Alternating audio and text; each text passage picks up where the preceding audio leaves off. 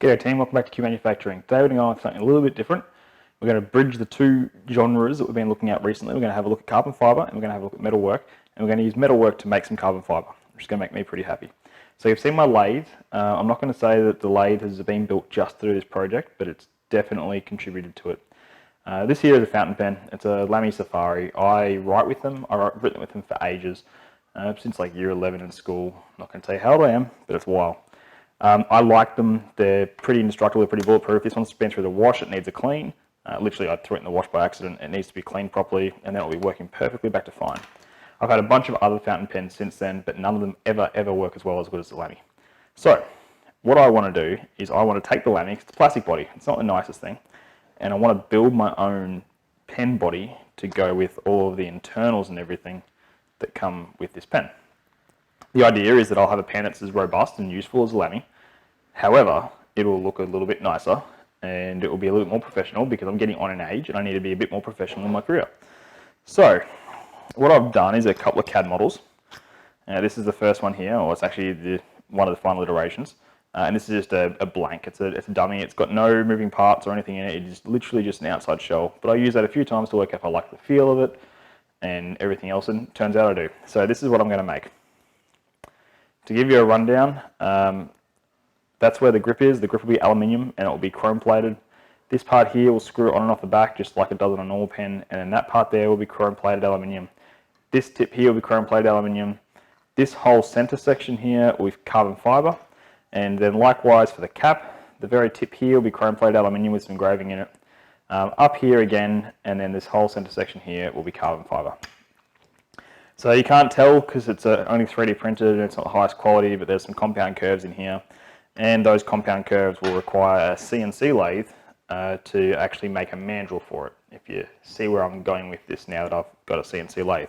Additionally, when I measured up the inside of this pen, I found that the actual feed seemed to be tapered, or at least the bore the feed fits into seemed to be tapered. So I can't make the grip section, because that's where the feed retained or resides, by itself. I'm going to have to take one of these pens, put it in the lathe, turn it down, and then press fit that, or somehow fit that inside an aluminium oversleeve as the feed. It's got potential to go wrong. It's got heaps of potential to go wrong, but I want to give it a crack. So before I get cracking into all of this, I need to actually prove that I can make a mandrel that will actually, form a carbon fiber part and release it nicely. I did a mandrel for a part back in university for my thesis. I made a carbon fiber wheel. I've done a lot of things since then. I don't have the university's resources or budget behind me. So what I'm going to try and do is make a little test section out of some aluminium, and then we'll give it a crack, put it together, try and pull a part off it, and see what I need to do in order to, get this whole thing going. So that's the intro for part one. I think we should go and make some stuff. First one I'm going to make here is the actual mandrel center. It's going to be the component that the actual carbon fiber part is wrapped on. It needs to be a pretty smooth finish. It needs to always be tapered in one direction so it doesn't mechanically lock in place. I've got a design. Let's see if I can bring the design up here and channel my inner click spring. Here's another Aussie, so it comes naturally to us. The code's all written and it's loaded up. I'm just going to push the button and hope nothing goes wrong.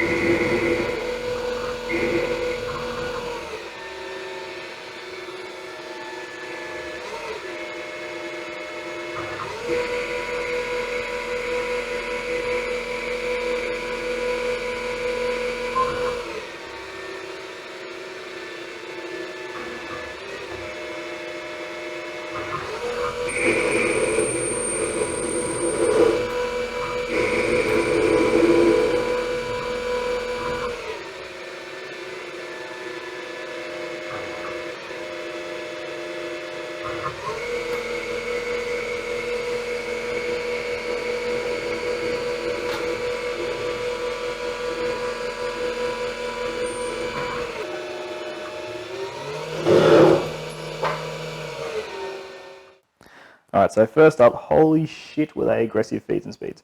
That is the first time I've ever used Fusion 360 and actually programmed a lathe part not on the conversational programming. I'm going to have to reevaluate what they were doing. Look, the part came off nicely. It's actually got a, had a look at it then during the tool change, and it's actually got a pretty nice surface finish. But, I mean, like, look at the size of that chip in the parting. That's quite substantial.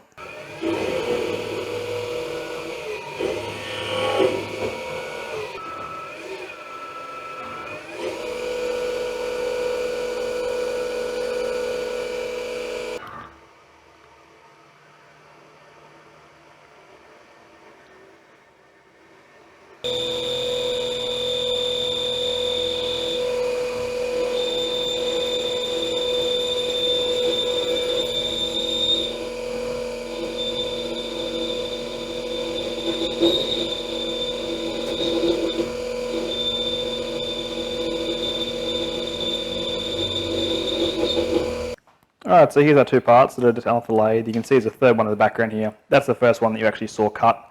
I went back and did it again and changed my feeds and speeds a little bit just to make it slightly less aggressive. And then before the parting off happened, I gave it a bit of Scotch Brite just as a polish. I'm really quite happy with that. You probably can't see it from here, but the surface finish is quite nice. It's got no lines or striations in it. The radius and the change in angles here is pretty good. It's clearly not parallel, so it's a very slight taper, which is what we wanted. So I'm pretty impressed for two reasons. One is that the parts come out the way I wanted it to, and the second reason is that I built this lathe. Like, it is a homemade, home-built lathe, and that is, yeah, that's excellent. And even on this one over here, we're getting awesome. That's a good surface finish still. It's a bit too high a step over for the nose radius of the tool, but it's still a good surface finish. It was taking decent sized cuts. It plunged like straight through there at the part off. No coolant. There's still steps to go on the lathe, but it's working really well. The only real negatives, I've got a really nice knurling pattern in here from the chatter. I probably had way too much tool stick out. I needed like that much, and I had that kind of thing. So I could have tidied that up a little bit. But again, that's the first time I've ever bored with that lathe, so I'm pretty happy with it. The two parts fit together really well. That's actually it becomes a locking taper, so that's good. So now I've got to do is just move down to the actual layup area and get all that stuff ready. Alright, we're going to give this stoner mold release a go again. You've already seen my video where I've done this. If you haven't, card right here. I'm actually going to try it on some aluminium on a part that actually matters this time. Well, it's still a sample, but it matters more than the last ones did. So all I'm going to do to lathe this up is actually just wet out that piece of strand, wrap it around, throw the heat shrink on, and then heat shrink it down with a bit of a gun. I have actual composite heat shrink, but I'm just using this because it's a proof of concept. It's so much cheaper, and I had heaps of this red stuff lying around because I don't use it as much as the black.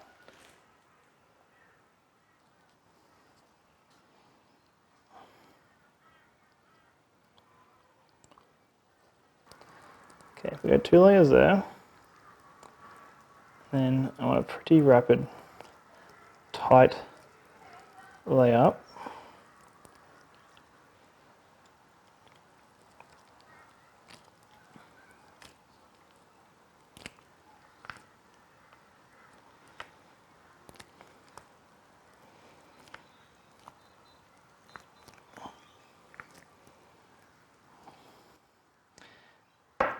All right, we're going to call that there. Just now we get a difference between what's been heat shrunk and what's not been heat shrunk. Let's get some heat onto it.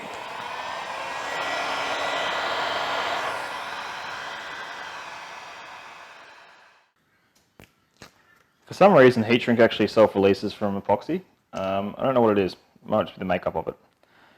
Now, theoretically, to demold, all this should require is a light tap with a hammer. There's a lot of resin on it, but it should be fine. All right, we'll just there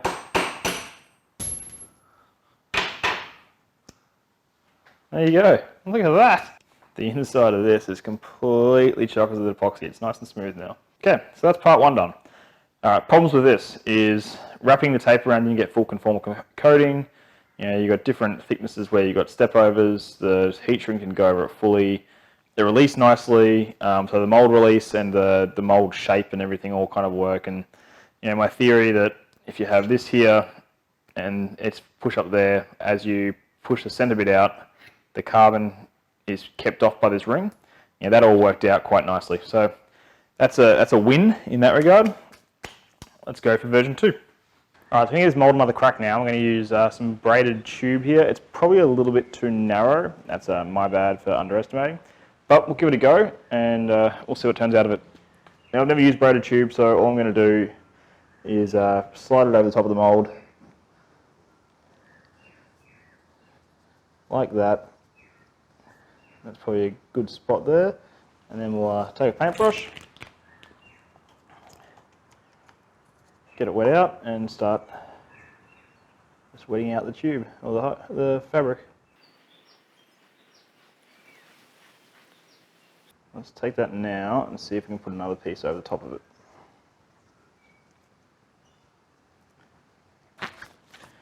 Alright, so I'm pretty happy from this that with enough extra material on each end and the right mould that I can get the woven stock over and pull into place.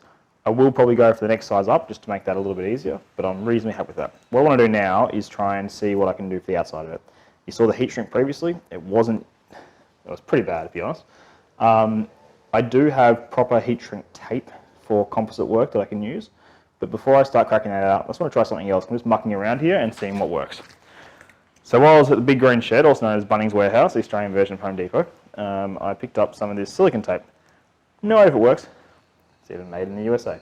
No idea if it'll work, but I thought I'd give it a crack, see what the results are. Silicone self-releases from epoxy, so let's give it a go, and it might be a nifty thing I can file away for use in the future.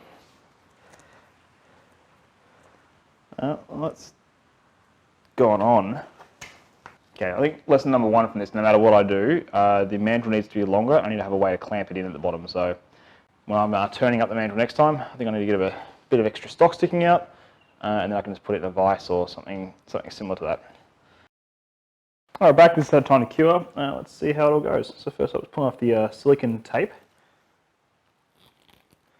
Seems to come off quite nicely. Doesn't stick to the epoxy. And it leaves a much better surface finish than what was done previously. This is probably good to be used again, in all honesty. Might have to give that another go. There we go, that's released. Or is it? Alright, so that's now released a bit of mechanical persuasion. This is looking significantly better. Significantly better than the first one. So you can see the two of them here. This is a fairly even and smooth coat. In fact, I think if I gave that a bit of a sand and then a respray with something clear and glossy, it would come out really, really nicely. Whereas that one there is just, you can't even work with that. So that's an excellent start to this process. I think this mandrel here now has actually outlived its usefulness. We discussed before, I need to be able to hold onto the bottom of it to manipulate it better. I think it needs to be a bit longer. I think that's about the right size for the cap, but it's the wrong dimensions. So what we're going to do now is pause this whole experiment. We need to use braided sleeve, and then we're going to go and make a new mandrel and actually give a production piece a run and see how that works out. So I've learned a bit out of this. I hope you've learned something out of it too. Key takeaways: it's really hard to wrap tape around a small mandrel like this. The heat shrink that we used, you can see here, it's actually incorporated a lot of bubbles as we've sucked it down. Something that goes on and squeezes out the resin as it goes, like that silicone tape, seems to work well. Next time we'll have a look at the tape heat shrink as well that you can use for tube manufacture. And then the final point is that you really need to have something or some meat below this so that you can grip it in something and manipulate it a bit easier. So I hope you got something out of this too. I hope you enjoyed watching this video, and thanks for sticking around. Please consider giving me a like and a subscribe if you enjoyed my work. Thanks team, see you next time.